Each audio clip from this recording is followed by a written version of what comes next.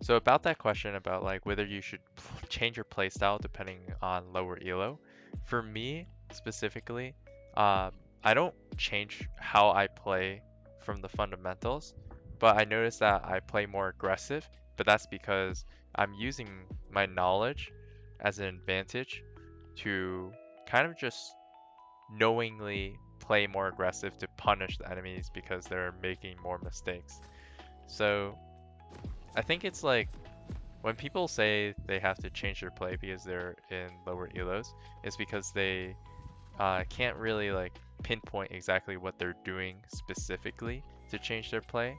But if you can pinpoint exactly what you're doing, like for example, as a jungler, I know for sure that I more likely would not full clear in lower elos because there's so many ganks available, and I would most likely skip ganks to gank more because there's so many ganks available.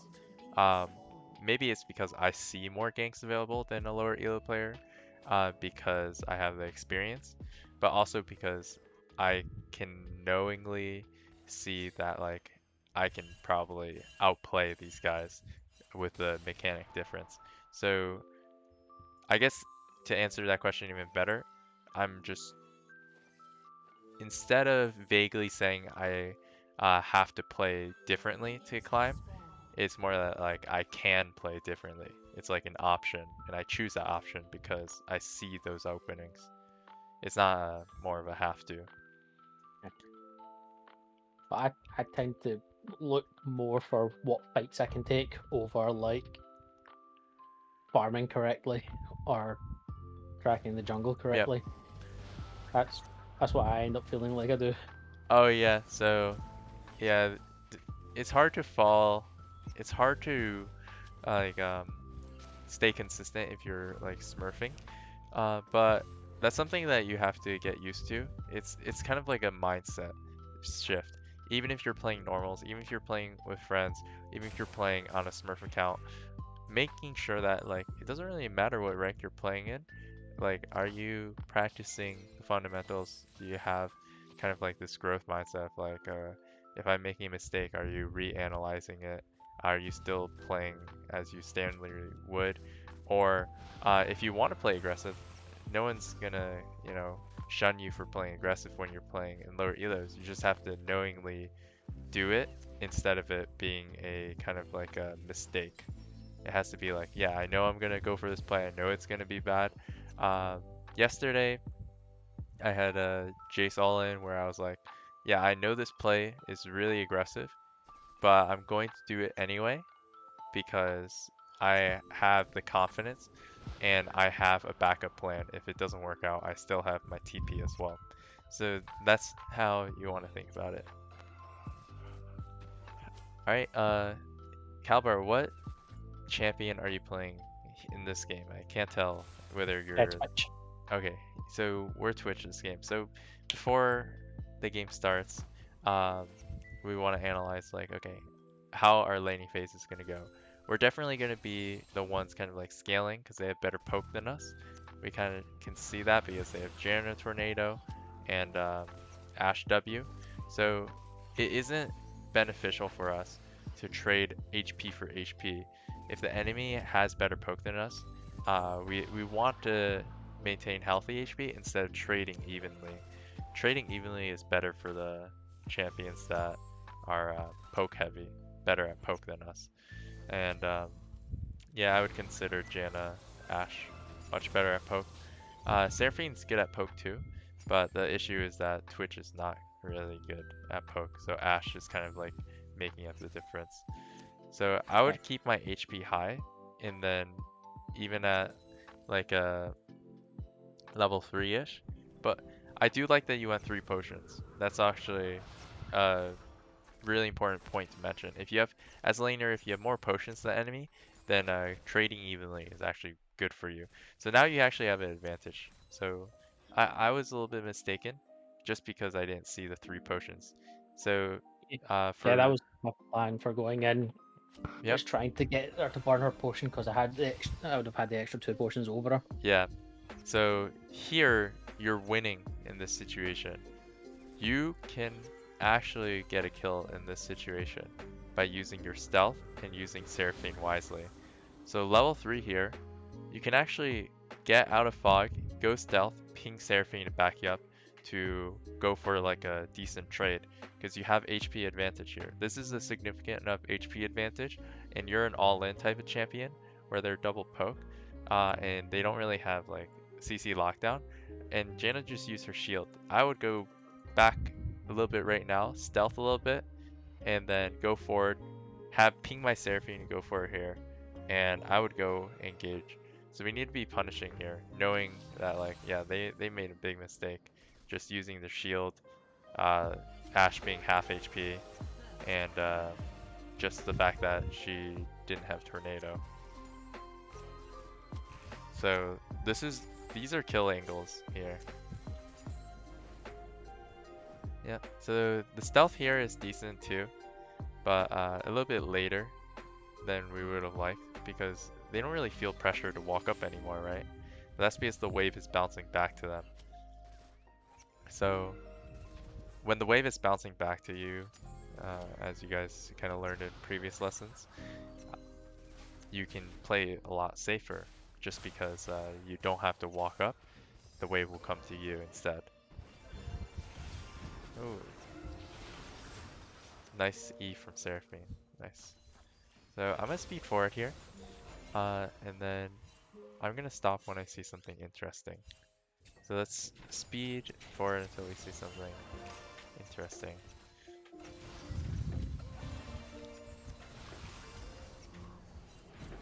So this fight in this situation is kind of just a mechanical outplay, I notice, and it's just using the fact that your champion's better at all-inning.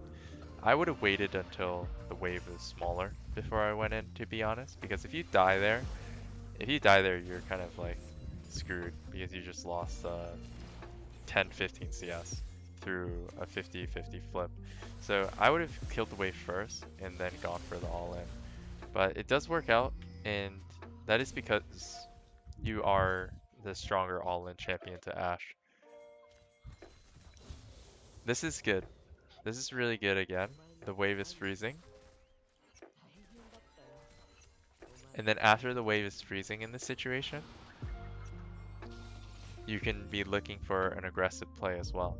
So if this is for anyone that wants to play support as Phil in the future, whenever you're freezing and you're winning a lane, the support should be in the bush, hiding their position, kind of like the skill shot, macro, and mechanic session we did, where if you're in the bush, it's much harder for the enemy to predict when you want to engage because you're hiding the wind-up animation, you're hiding your killer instinct. So especially if like he's safe in the bush. Seraphine's definitely safe here because she's so much stronger than Ashe Janna because of the level difference. So you would keep the freeze, Seraphine would go here. So you should ping the support to go. So that's something that you would communicate with just one ping. Seraphine, go in the bush, etc.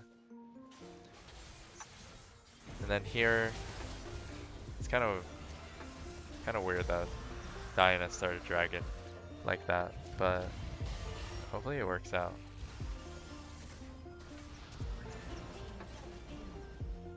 Yeah, so this is the power of like level 6 Seraphine versus low level champions. Oh, well played. Nice.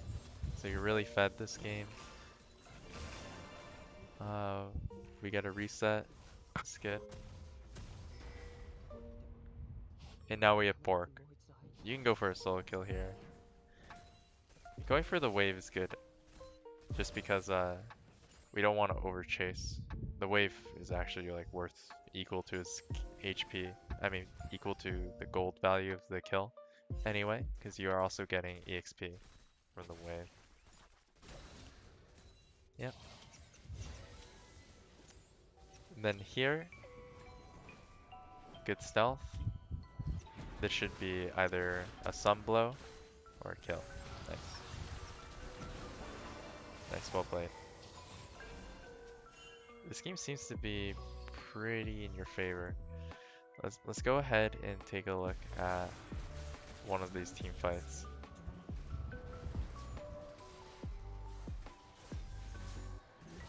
There you go. This is probably the one to look out for.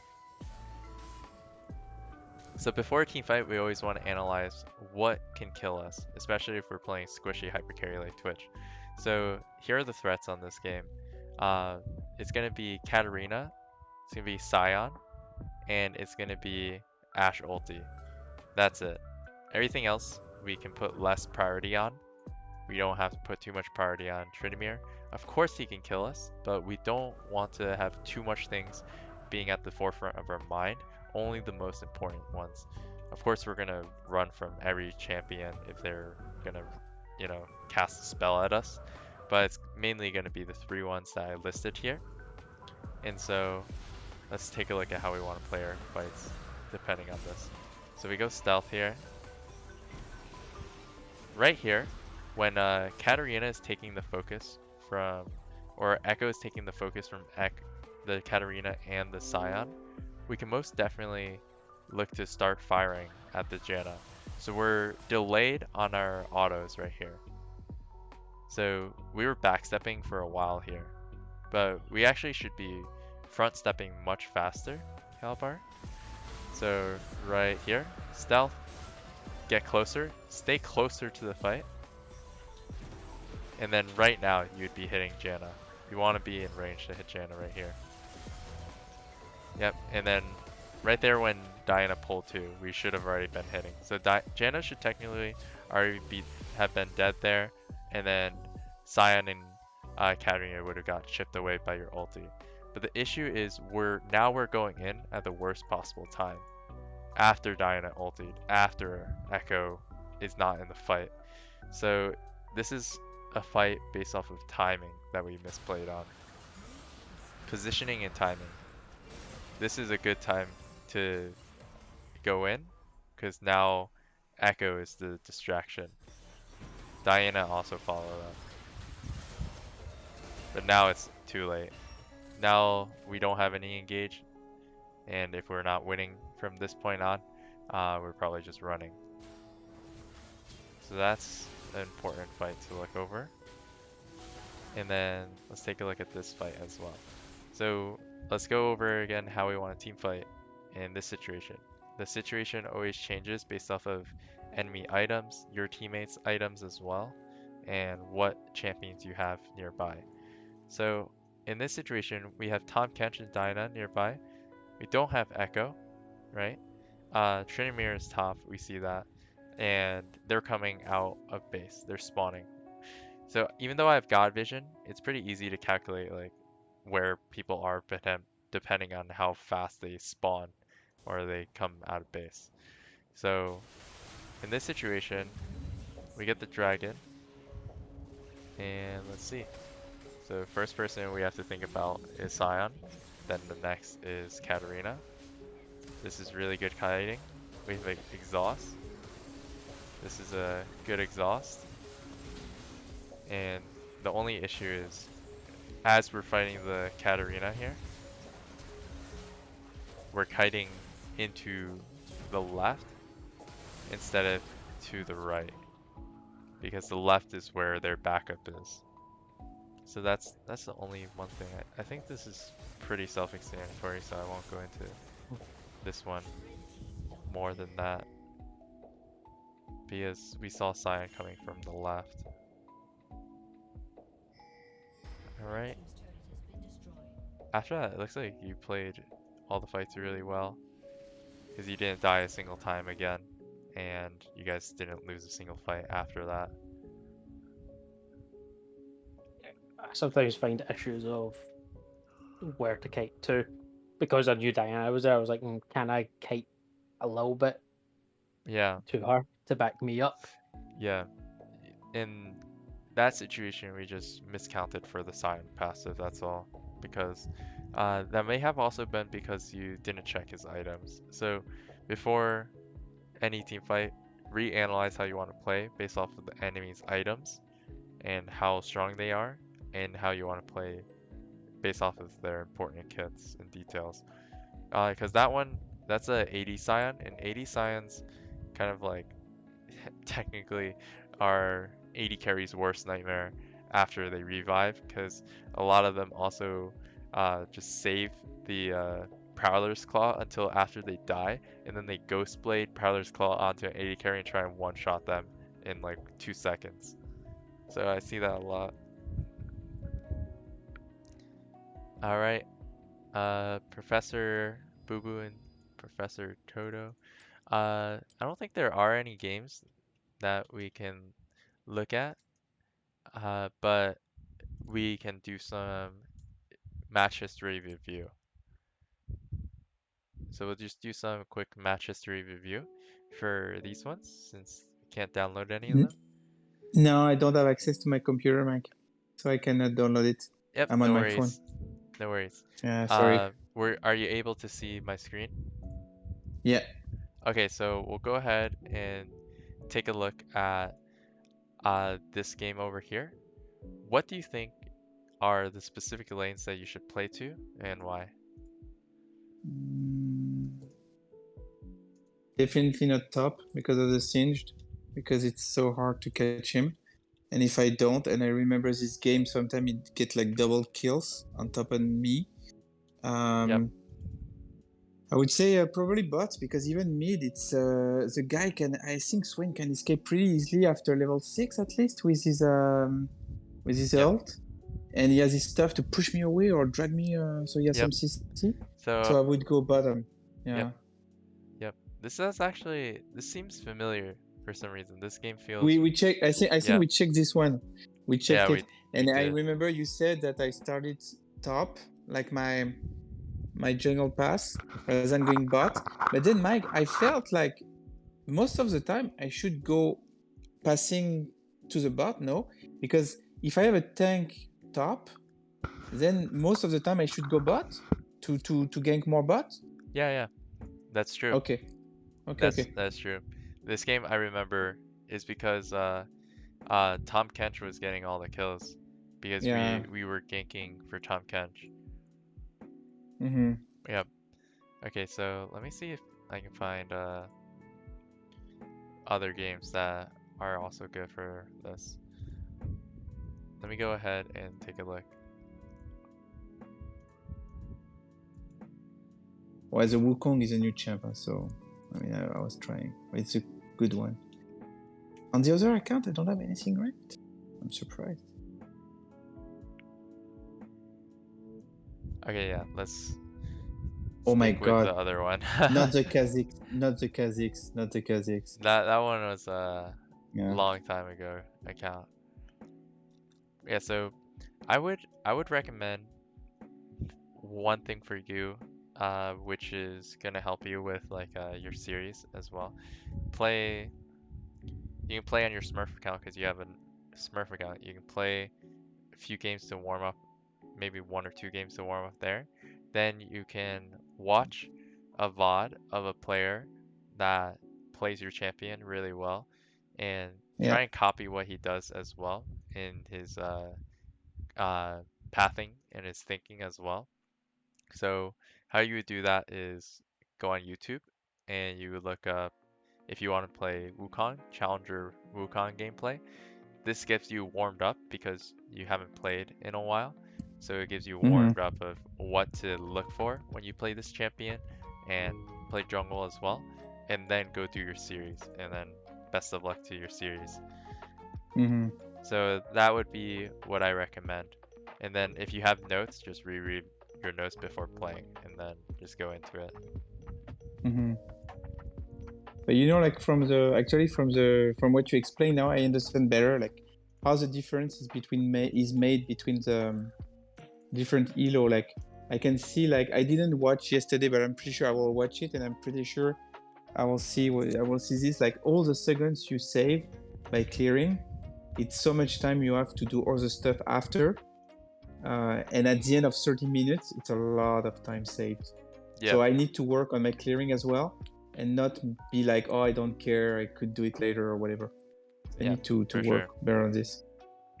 But Diana is pretty easy for this, because I feel with the Q and with all the attack speed she gets, she's pretty fast to clear, pretty fast, Yeah. and not very hard, I feel. Yeah.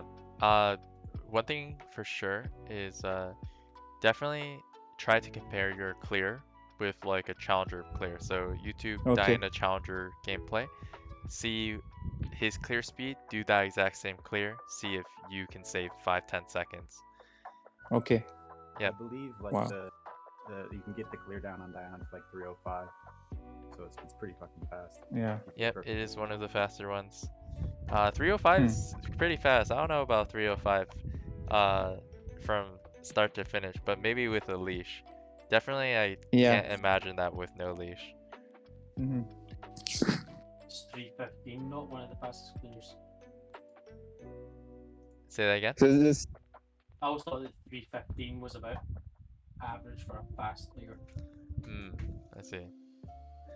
the thing that I still find very hard, Mike, is like, when you do 2 camps at the same time, because I always end up with my blue resetting, let's say. So it's kind of annoying because I don't know the limits, and I know I need to go to the practice tool to do it like several times until I get it all the time. Yeah.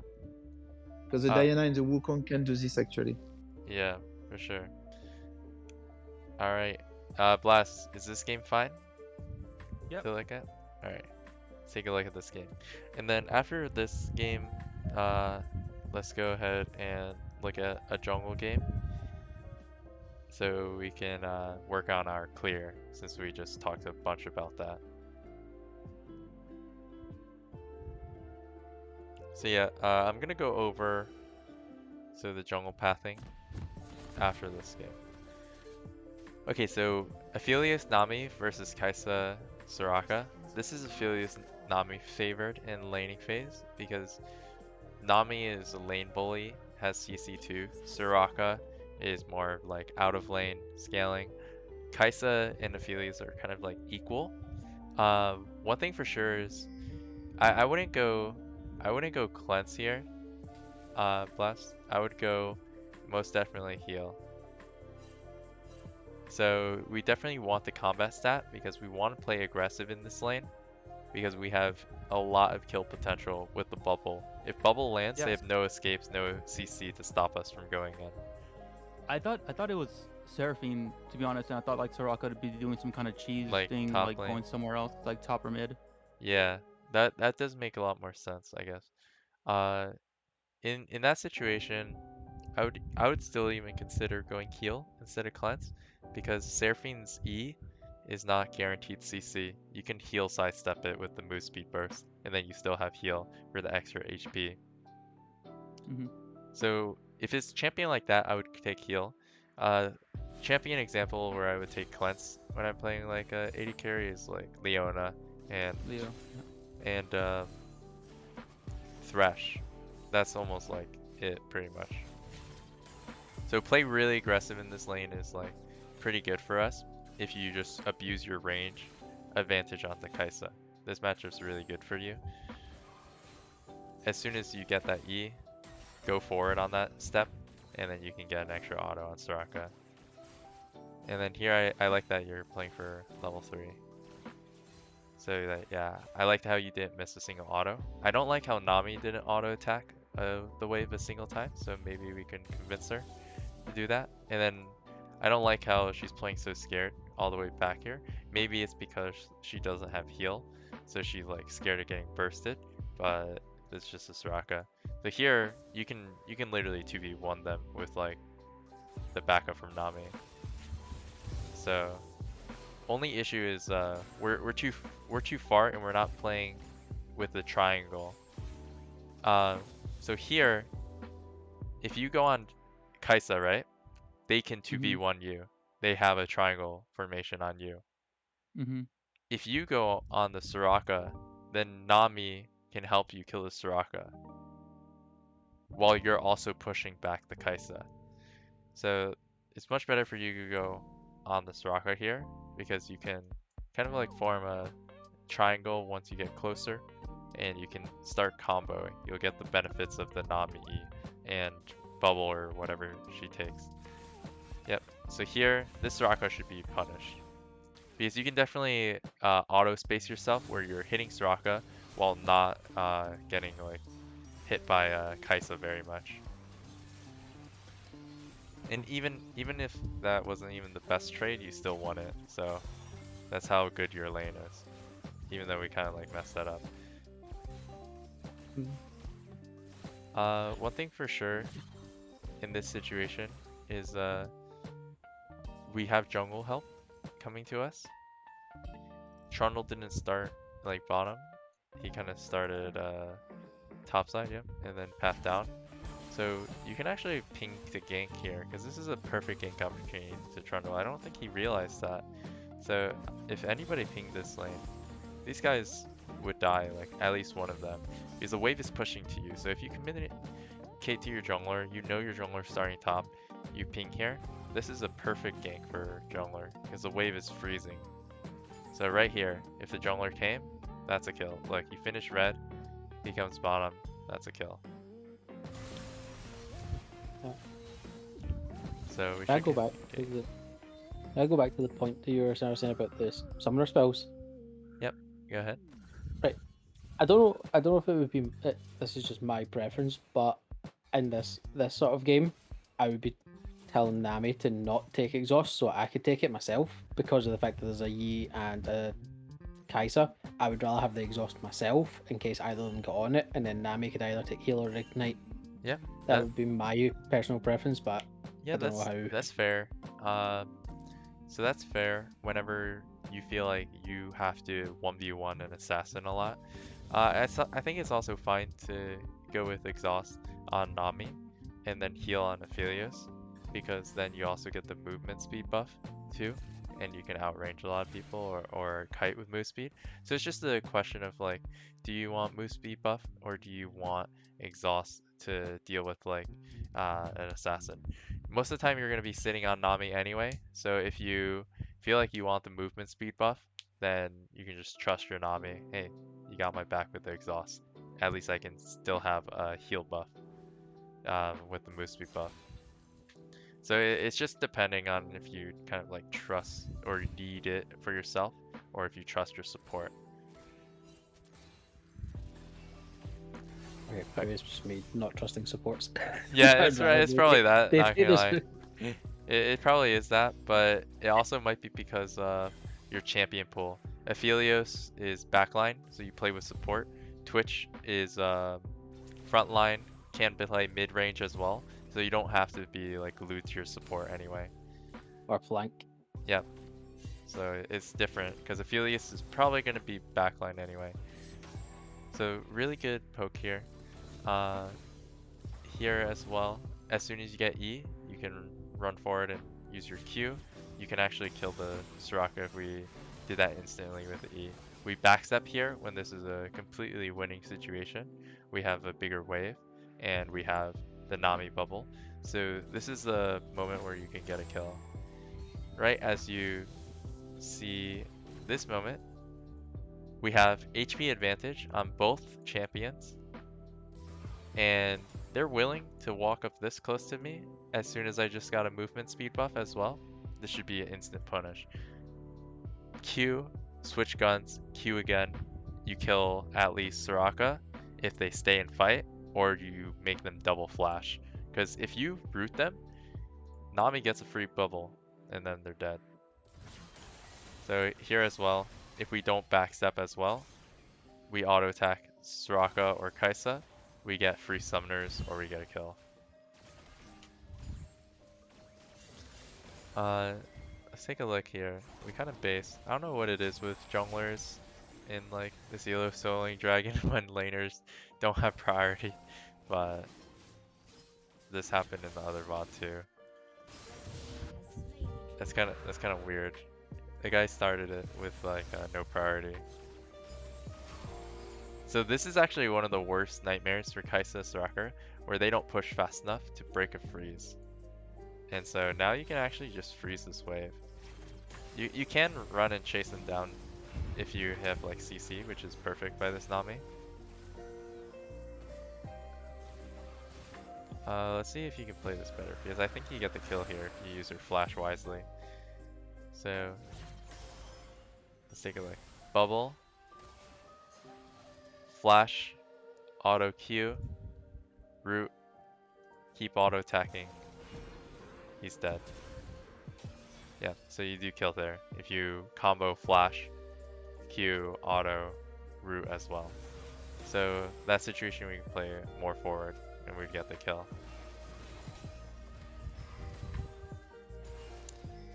Alright, so I think enough of early game since we went over a great deal of those fights.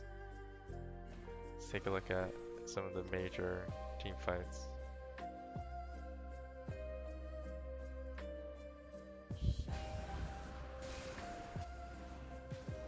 So here are the key components. Every single team fight, we always want to think about what we have on our side versus what they have to avoid. Okay, we have to think about Master Yi. We have to think about Brand. And honestly, that's kind of it. We do want to think about everything else, obviously, but those are the two biggest threats because Brand can just one-shot us if we get too close. Master Yi can as well. The other ones are probably playing on their backline. Kaisa, if she does ulti onto us, we just stick with Nami. Okay, so this is a issue in this fight that we're kind of like rushing this dragon again. We're like Trundle's like rushing it, starting it before everyone's here. This is not really on you, Blast, but I just wanted to make that aware for everyone else that Trundle's really rushing this. Oh, it wasn't Trundle, sorry. It was them pulling out. But I guess he was tanking it for some reason. Okay, so right here, Pantheon goes in, we follow.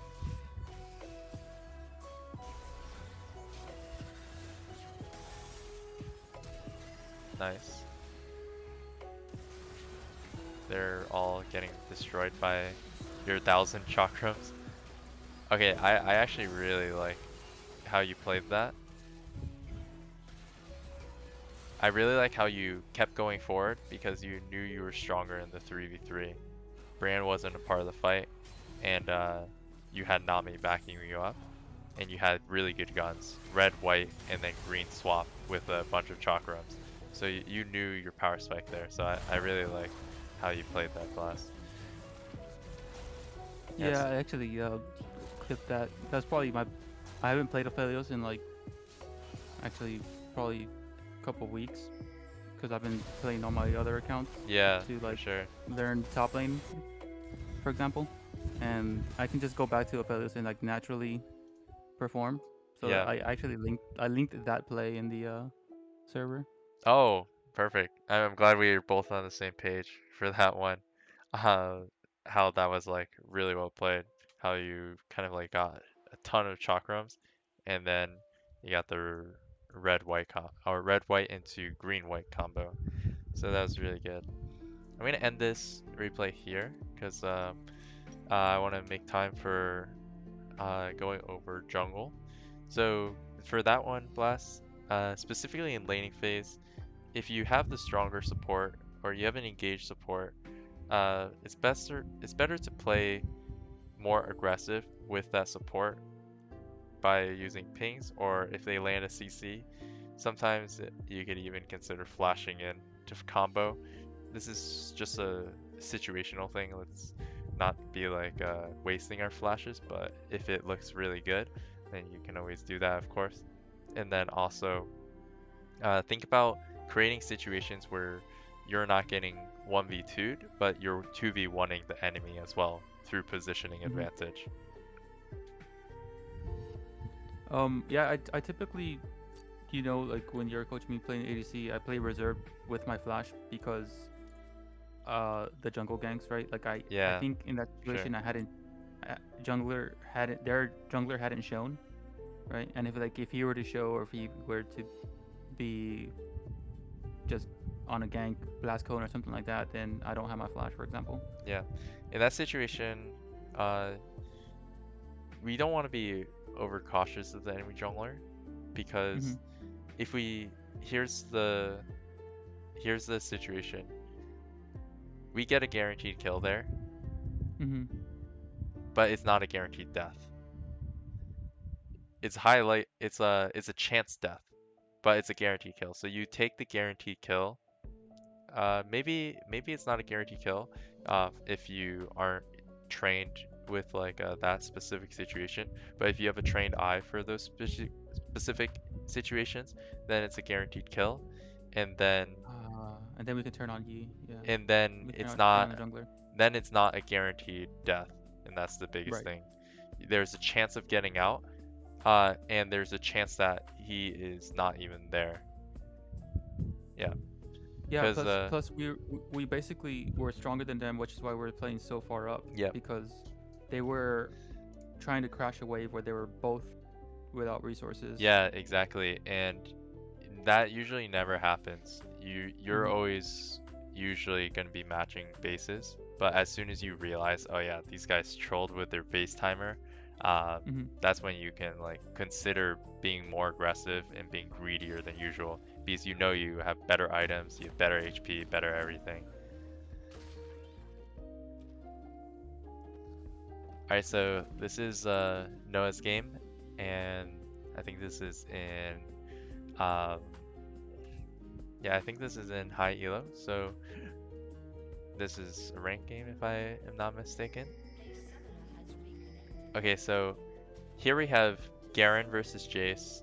So that matchup already is like unique in a way, where like Jace is a very easy jungler to gank for any jungler, but also Garen is kind of like a really weird champion to play to, where sometimes he can be very useless, but also sometimes he can be really strong in lane. Most of the time I'd say he's like generally not that strong compared to a lot of hyper carries. And so based off of like this analysis, and because we don't want to get killed by Rengar, we do want to path bottom this game with Diana. Because not only that, but bot lane is a 4 champion hyper carry lane. I would consider Sona and Yuumi like hyper carry champions because they just do so much for the team. Oh, that's actually well played by the Silas there and Yuumi. There's nothing we can really do here. They have a better level 1, Rengar, Jace, Silas, and we don't even know where Yuumi is. So technically Yuumi could be sacking his lane for this red buff. This is a situation that kind of just sucks for like a jungler that has a weak level 1 and weak level 1 laners compared to theirs. What you do in this situation is you give up the red, and what you're technically supposed to do is solo start wolves or solo start raptors. In this situation, Diana's not really like amazing at doing like raptors, but you can do it with smite to try and like sneak it away. You might die because you're too low, so the better play technically should be for you to just solo start wolves, and then you would just do 3 camps here, wolves, blue buff, Gromp, and then after that you base, and then you would be like, hey, let's see if my double golems is up, and then you'd be like, okay, let's see if we can gank anything, and then you would redo wolves because it has a fast respawn timer compared to like doing blue buff. Yeah, because our level 1 is just too bad compared to theirs. Yeah. So we did raptors, but it is risky as we mentioned. That's why I like doing wolves. Because Dyna level 1 cannot compare to Rengar's. So that's kind of like how you would want to play it. So if we had done wolves, blue, Gromp, we would have already been level 3 here. Then we would have based. We'd be level 3 here. We would go and do double golems. And then after double golems, we're at 330. We can pressure to gank the Jace. And so that's how you would want to play the first 3.5 minutes as a jungler, and if you get invaded on like that and you have a weak level 1. Sometimes the correct answer is just to take the loss and not to overplay, and that's what you want to do when you're playing against insanely strong early game junglers like Rengar with insanely strong early game solo laners at level 1. Yeah, Because if you overplay, this is what happens. Is you fall farther behind because they can kind of just follow you around, and then it might be harder for you to do your camps. Okay, let's take a look. Oh, well played with the Yone. I don't know if it's enough though. He almost played that really well. If Yone flashed, he would have been out.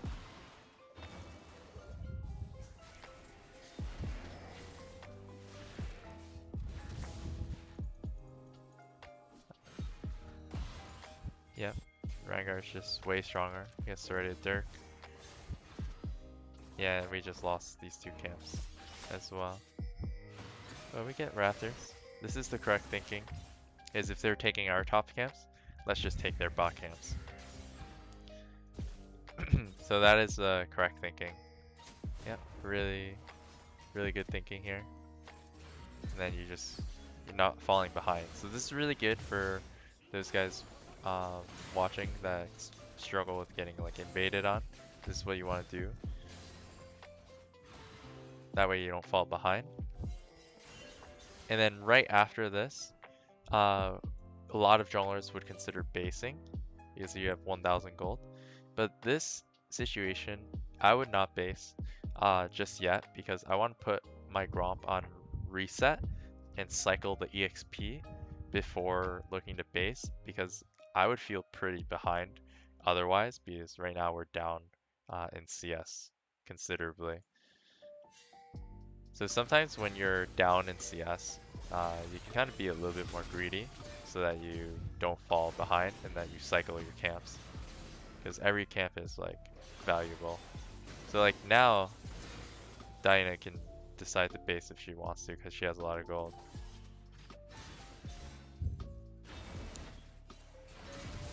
Yeah. So we're just cycling all our camps here and then deciding to base instead, which is also fine.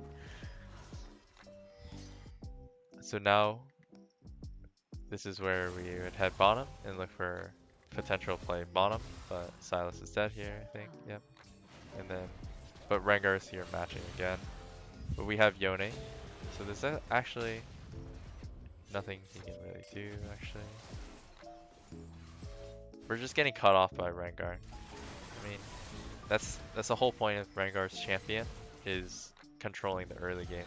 So sometimes if you just understand that, like, oh yeah, that's just what Rengar does, I would be okay with this from like Diana's perspective. Like, if Rengar is only 14 CS up, like, it's not the end of the world, because that's kind of what his champion does. That's the expectation, because Diana is the better team fighter in the late game.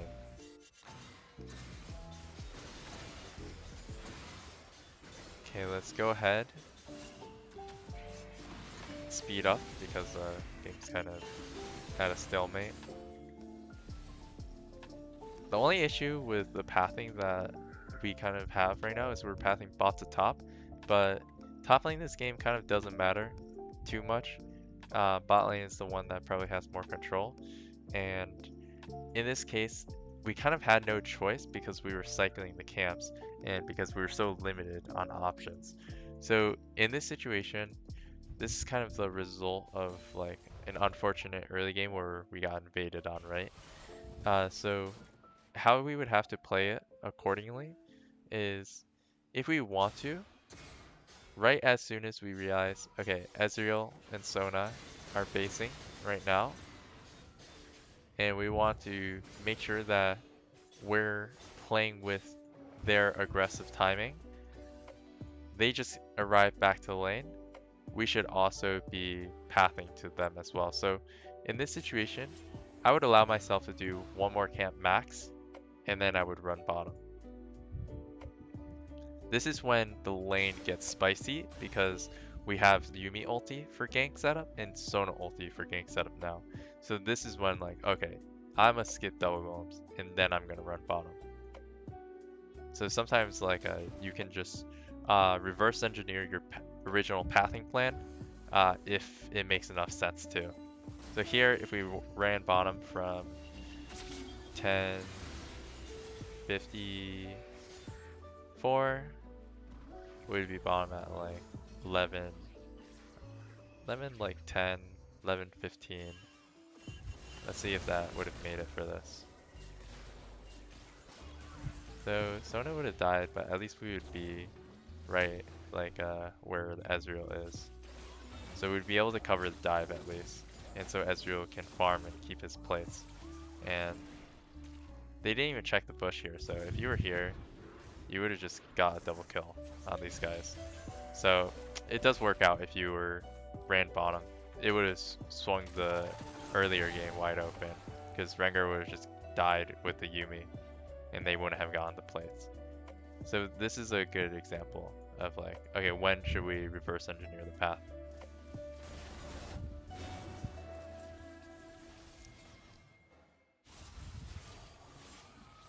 Yep, because even if we kill top, I mean it's good, but it's not as good.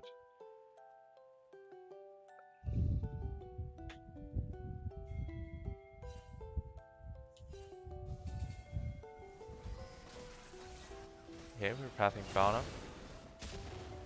Yeah, Rengar is just very scary to walk into in the enemy jungler. So let's take a look at how we can play this a little bit differently. This is more of a lane, sitting behind them, lane angle. Because in this situation, we can't really be sure where Rengar is. So the dive isn't really safe. Just as like we would have killed Rengar if we were here when Rengar dove. Rengar can kill us if we dive right now. So it's not really safe, so we should be kind of like using them as bait and then play for counter angle. That would be the more likely, better play. Okay, let's go ahead, speed forward a little bit. So we're kind of like defaulted to playing to topside now, because it might be a situation where we're 2 behind bottom, because now they're down 2 levels. Ezreal and Twitch down 2 levels, and down Mythic. Ezreal and Yuumi versus Sona and Ezreal.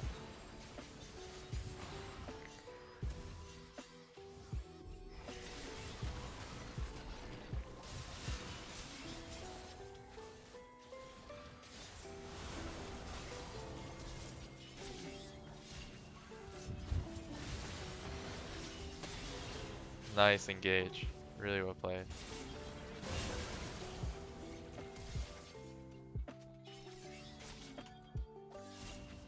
Yeah, that was well played. ER. Yeah. Everything about that is pretty spot on.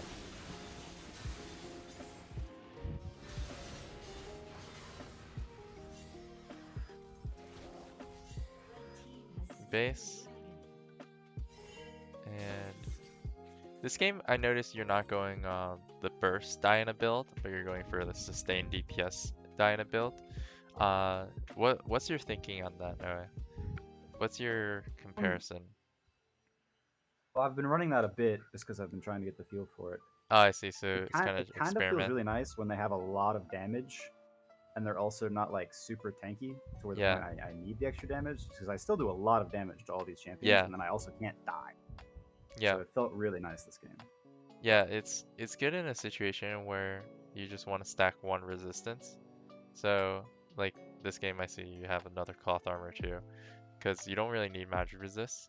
So I can see the reasoning behind this, and you also have other champions that dive with you, so it also works out. Yeah, I also have like a Sona, so like being alive for longer, being able to get my DPS out, being tankier. That makes sense. Sona, Soraka, that kind of stuff. Let me go ahead and skip to team fights. Skip to this one here. So Baron's coming up. Game is completely like even, except the fact that we have, you know, our gold split, whereas they have their gold kind of like more focused on the Rengar. So our priority is going to be defending our carries from Rengar. So because of the gold setup, so we're going to try and save we're either gonna try and save our ulti for Rengar, or we're trying to get a multi-man ulti that makes it, you know, worth not saving it for Rengar. Let's see what happens. Yeah, great ulti on Rengar. Just an instant combo. They overextend, and then this leads to Baron. Yeah, perfect. Rengar kind of trolled. And then right here, I want to ask you guys to unmute. And what should we do with this Baron buff? What should the lane setup be?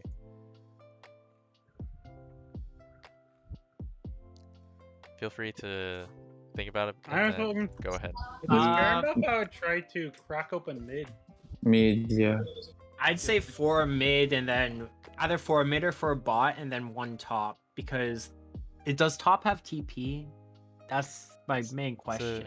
The question it's Baron, it's always ignite. So my question is, should we go for dragon? Should we go for mid first? Should we go for bot, or should we go for top? And how many people should we commit to each lane? We I can think- go. to 5-man mid, because if we send someone side lane, it's really easy for Rengar to just kill him. That is true. Pretty much anyone. That's So, true. in my opinion, I think we should try to shove out mid together and then move to dragon, or take the tower. Take the tower and then maybe move to dragon.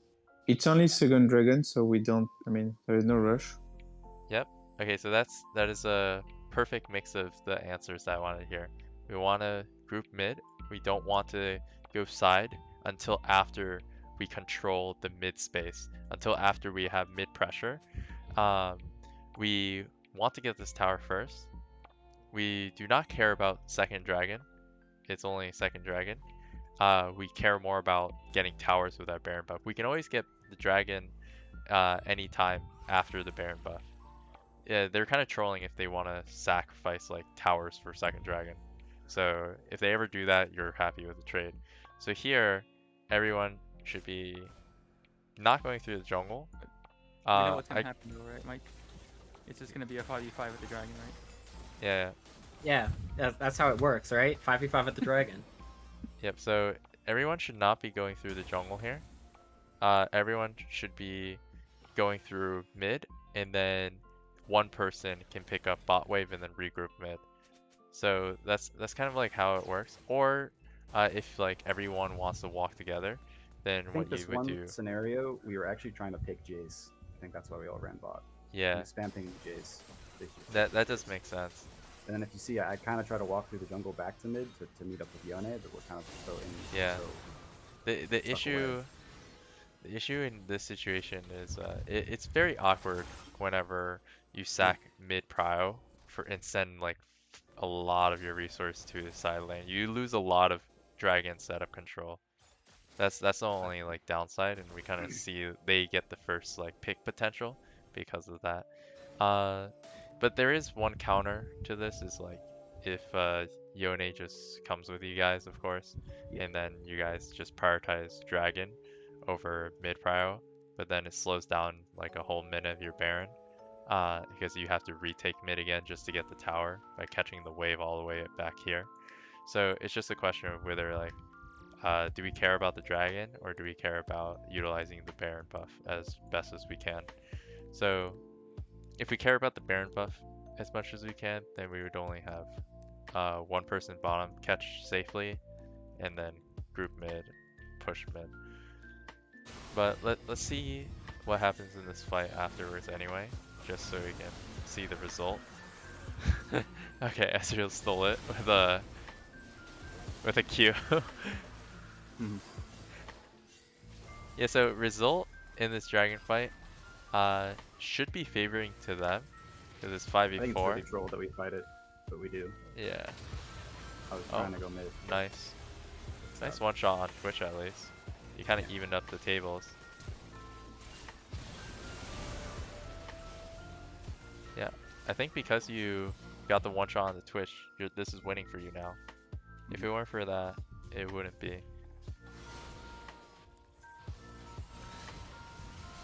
Nice. Yeah, but that's like the only way you guys kind of like throw your Baron lead. Yeah.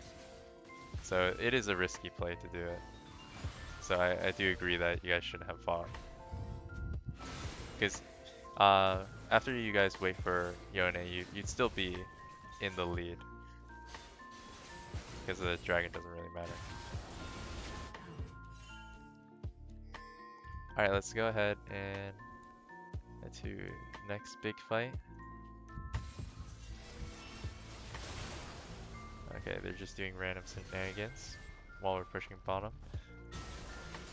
We grew for tier 2 here, but Ezreal is kind of doing Ezreal things with a mid round, and then you're heading for bot. So the correct play for these guys here technically should be to rotate with you bottom, so you're doing the right play.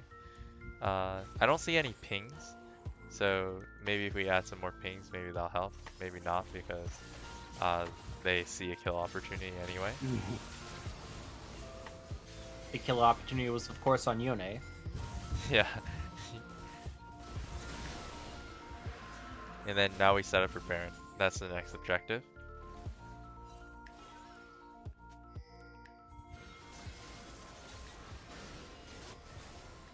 And yeah, we can just start Baron here.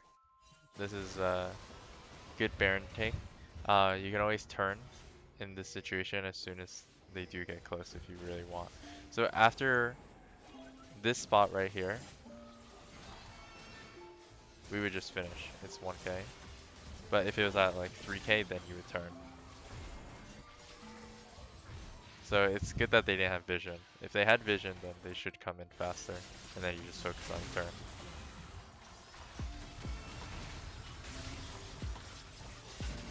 Wow.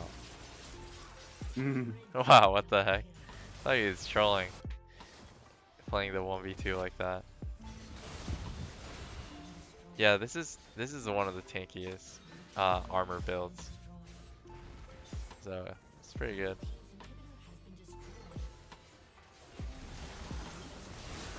Very nice.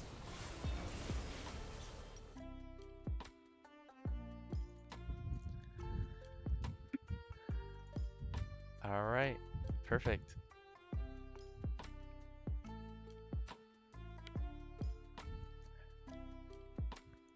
Alright, that is it for today's lesson. If you guys have any questions, stick around for a few minutes. I thought I submitted a game, question mark. Oh, I was checking general for the game. Oh, general, I put it in clips. No worries, no worries. Let me go ahead and take a look at that in the next session. So I'll make a mental note for that. So yeah, sorry about that. I will definitely go over that with you, Matt, and make it notes. I'm good. All right. I did not know that. No worries. I could have clarified better as well. Okay, so let's go ahead and close out today's session. So specifically, a few things that we went over today were AD carry gameplay and jungle gameplay, but specifically AD carry gameplay, that was when to look for openings in laning phase based off of your support, based off of ability cooldown, based off of your strength, whether you're an all-in champion or whether you're a poke champion. Twitch all-in, you can look for more aggressive trades at level 3, especially if you have HP advantage. Aphelios as well, very strong in lane with the Nami. You want to kind of like do the triangle method. You also want to predict that your support might lane a bubble so that you already have a play in mind, whether you want to flash in or not. We also went over specific amounts of scenarios for how to play team fights depending on the team comp. That's going to be for every single player, not just AD carries. And then also we went over jungle pathing, specifically when it comes to getting invaded level 1 by the Rengar. In this situation, you do not want to contest the invade if you logically think through it, and it's a very low chance based off of like skills, like Diana Q versus Rengar, Jace Q versus Garen, Silas versus Yone, level 1. So there we should just take the L and just focus on farming up. And then specifically, how to reverse clear. So reverse engineering a clear is when we just like skip our natural pathing. Our natural pathing that game was bot to top. We just skip our natural pathing to match our laner's tempo, which is when they want to prioritize fighting. So they want to prioritize fighting when Yuumi hits level 6, when Sona hit level 6. Okay, that's when we're like, okay, I'm going to just reverse engineer my natural path, lose out on some EXP by doing this, but at least I'm playing to the right side of the map. So that's what we wanted to do in that situation. Alright, I'm going to go ahead and stop streaming this. And I'll stick around for a few minutes. But other than that, you guys are free to go.